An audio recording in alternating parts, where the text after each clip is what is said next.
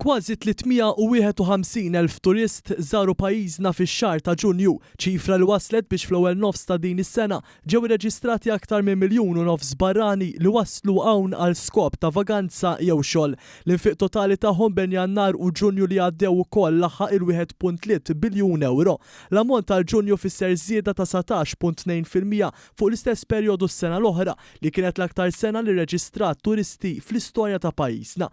Dan tħabbar mill-Uffiċċju Nazzjonali tal-Istatistika l-NSO fl-aħħar rapport li ppubblika f'dan ir-rigward. L-istħarriġ juri li 325,940 turist żaru Malta fuq btala waqt li 13,333 ġew għal skopijiet ta' xogħol.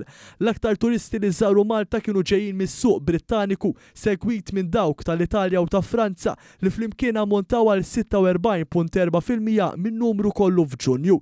L-attalji li dawn għamlu f'pajjiżna tela bi 18.2% l-aktar fi stabbilimenti ta' akkomodazzjoni mikrija meta mqabbel mal-istess xahar is-sena ta' qabel.